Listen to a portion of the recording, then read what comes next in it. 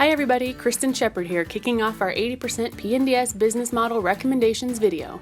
I hope you're ready to hear the 80% recommendations. I know the DTFP team is ready to give them to you. In the next 20 minutes or so, we're going to tell you everything we can about these recommendations, and you will hear the summary level explanation of each. What you won't hear is how we arrived at each individual recommendation. A lot of that was covered in our workgroup meetings. You also won't hear about your individual position or team, or who is filling in for what role. These 2.0 recommendations were meant to continue the course originally chartered by the 1.0 team. They ground what we do and articulate why we do it, but they do not describe how we make the change. That part is coming next in the implementation sprints that are happening in August through October and beyond. We'll have time for questions after the video, I'm sure there'll be a few, and the recommendation document will be sent out after today's all-staff meeting so you can dig in a little deeper. Later this week and into the beginning of next, we'll be having staff meetings to get feedback, answer more questions, and strengthen these recommendations to 100%. All right, let's get to it. Woohoo! To lay the groundwork for our recommendations, we utilized a handful of critical assumptions and methodologies. It was important to us to start with a foundation of perspective taking. We used things like proto-personas, journey mapping, and customer feedback emails to really understand the perspective of our customers. But it was critical to the 2.0 team that your perspective was included as well. We conducted numerous staff workgroup sessions, incorporated your feedback, and in the end, we feel strongly that these recommendations belong to all of us, that we all take ownership. Additionally, we aimed for operationally excellent outcomes and built our recommendations with inclusivity and intention. The recommendations themselves fall into three major categories. The first recommendation is about defining our departmental identity. This recommendation defines why P&DS exists. The second recommendation establishes a teaming approach. This recommendation is the highly integrated processes that describe what is the work that we do. The third recommendation prioritizes the processes to standardize and streamline. This recommendation lays the path for how we get the work done. Many of the details will happen in the implementation sprints happening in August through October, but this recommendation is about which processes we should implement first and why. Remember, the second and third recommendation will not include the who. That part will come during the implementation phase. So, after much ado, let me hand it over to Marcy Cameron and Gabriel Ortiz, who are presenting our first recommendation. Cool. Thanks, Kristen. This is Marcy, and Gabe and I are going to present the first recommendation, which is around our department identity. The first piece is to define our core services, which are the outcomes that we deliver to customers.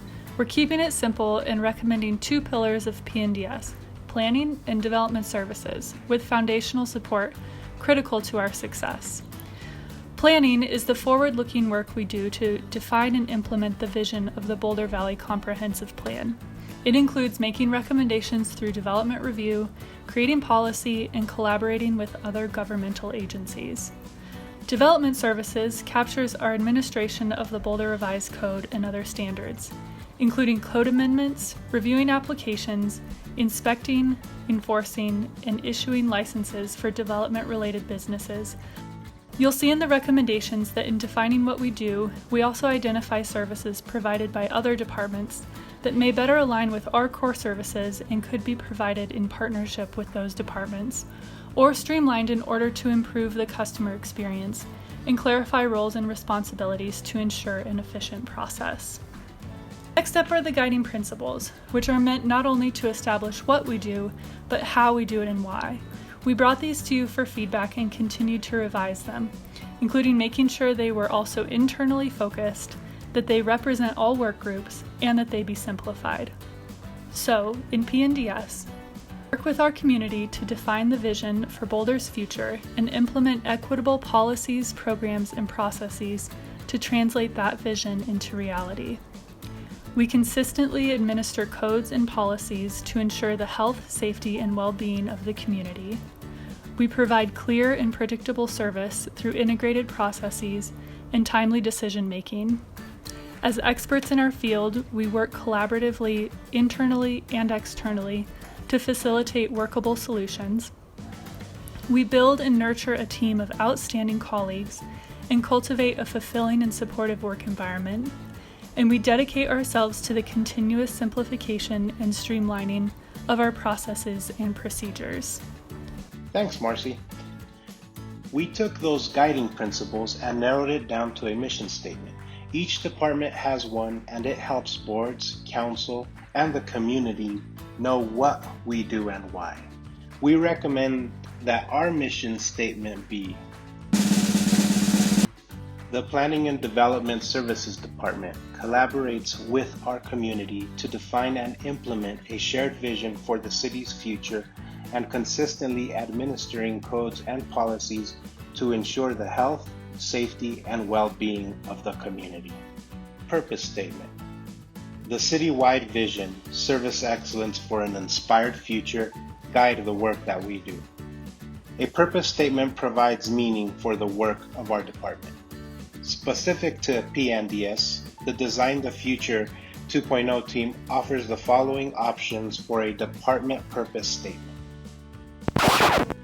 Sorry to interrupt, Gabe, but it looks like the 2.0 team does not have a purpose statement to present at this time. It's not for lack of trying, mind you. We just want to continue to work with staff to find a purpose statement that is both inspirational and energizing. Why don't you go ahead and continue with the recommendations about our department name? We inherited the Planning and Development Services, P&DS, name when we became our own department in February. Some of us have identified with this name as long as we've worked here.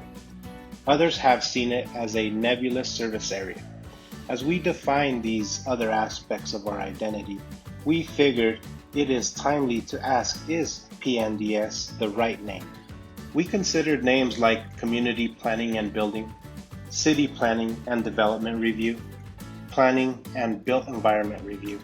We went full circle and are back to P&DS, but with a renewed sense of meaning. We recommend keeping P&DS as our name for the following reasons.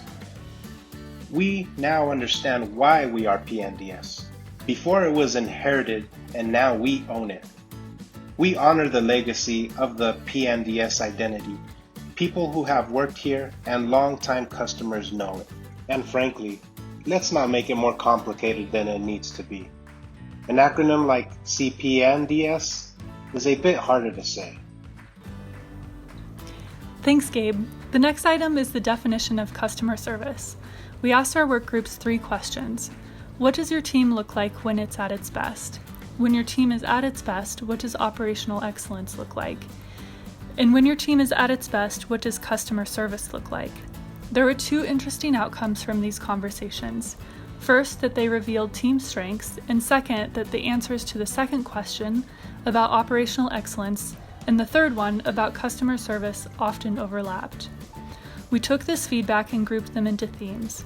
Customer service through the lens of operational excellence is empathetic, accessible, timely, easily understood, predictable, efficient, and consistent. As we did this, we realized that there was an alignment with the citywide customer experience principles and decided to pair them together. Our work would be guided by both the citywide and P&DS specific principles, and they would apply to both internal and external customers. For example, welcoming. We provide a professional and empathetic experience with prompt attention. Through operational excellence, this means we anticipate our customer's need and we write our materials from the viewpoint of the customer. For outcome focused, we help customers meet their needs, comply with requirements, and understand alternative options. Through operational excellence, this means that our processes are tightly integrated and we work collaboratively towards solutions. By adopting these recommendations, we establish our identity, which will help align us around the cultural anchor of operational excellence. We set clear expectations for how the work is done, we create a tangible link to the city vision and values, and we provide clarity for future definition of roles, responsibilities, and decision-making authorities. Thanks, Marcy. Hello, everyone. It's Brian coming to you from my home office / closet. And before getting to the important business of sharing our second recommendation, I want to acknowledge the significance of getting to this particular moment in time and all the excitement and hesitation that no doubt comes with it. I'll share with you that I'm looking forward to working with everyone as we continue to move toward this better future together. So with that said, Keeping in mind our identified themes for customer service in the context of operational excellence, we looked at our processes through the customer's experience perspective, with a focus on obtaining operationally excellent outcomes. We also looked at how the people, processes, and technology within P&DS are not currently integrated in a way that supports operationally excellent outcomes. This lack of integration has prevented efficient, consistent, and predictable service delivery for our customers, as well as confusion, duplication of efforts, and frustration for our staff. In order to address these concerns, the business model team recommends establishing a teaming approach to organize our work and streamline service delivery from initial inquiry to final inspection. This is our second recommendation, and it has two parts. The first part in establishing a teaming approach is what we'll be covering today, outlining the highly integrated process that customers will go through. And the second part of establishing a teaming approach will come during the latter implementation phase, and will pair the process with people, roles, responsibilities, and decision-making authorities. When we asked staff what operational excellence and customer service look like when our teams are at their best, there was a lot of overlap in the answers. Standardized, clear, and consistent information, understanding the process from the customer's point of view, providing non-conflicting comments are but a few of these examples. We also looked at how our customers experience our processes, identifying gaps in how we want the process to look versus how our customer wants the process to look. Through that, we identified insights that help to shape the teaming approach. These include establishing a highly integrated process, providing customer-focused support materials, supporting continuous improvement efforts, and simplifying, standardizing, and being consistent in our service delivery. For the teaming approach, then, we propose establishing 3 lanes based upon the type of project and the complexity of the review process that may be associated with it. And when customers apply, they would submit an application based upon property information and project type, and their designated lane would be determined automatically through a rules engine. So as an example, someone wouldn't apply for lane 2. They would instead apply for a building permit in a historic district, and the project would automatically be routed to lane 2. It's important to note that clear criteria for entry into each lane and the structure to support this approach will be critical to this effort and will be developed prior to implementation. Everyone benefits from the teaming approach, no matter what lane the customer is in. Everyone will have a streamlined process, clear and accessible materials, predictable timeframes, coordinated comments, and an automated self-service option.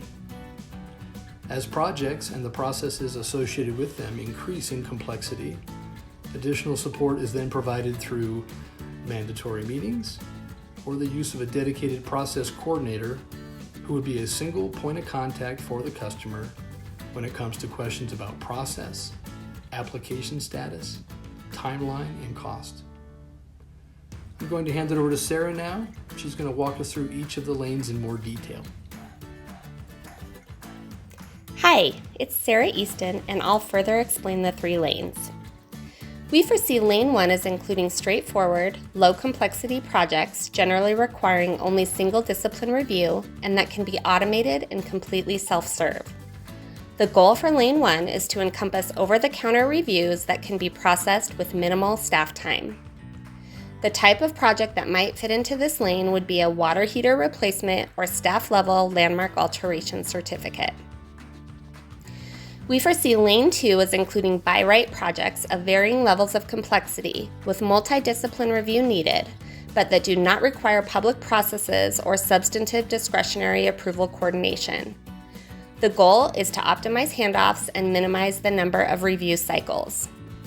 Examples of projects that might fit into this lane include new dwellings, additions or alterations to single-family dwellings, as well as decks and shed projects that are not part of a PUD or land use review that would subsequently require a minor modification. Lane 3 would be for projects of greater complexity that need coordination or that require a public process, including specified discretionary reviews. The goal for this lane is to seamlessly integrate all processes. An example that might fit into this lane is a complex development review project that requires pre-application, concept plan, site review, historic preservation review, technical document review, and a building permit. These lanes, the first part of the recommended teaming approach, provide benefits for staff and customers. By standardizing the process for applicants and for staff, it will no longer be necessary to tailor the process for each individual, saving time for staff and money for the department. By bringing clarity, consistency, and predictability to the process for customers, expectations are more easily managed. Providing customers the ability to help themselves and incentivizing online submittals improves staff's ability to manage workload capacity. Hi, I'm John Bergelin, Co-Compliance Supervisor with Planning and Development Services. Now that we've covered recommendations 1 and 2, defining our department identity, and the adoption of a teaming structure, which addresses the why and the what, the how is what recommendation number 3 tackles. Rec 3 is to identify and prioritize process and procedures to be standardized and streamlined that are critical to the success of the business model. The following are certain implications to consider.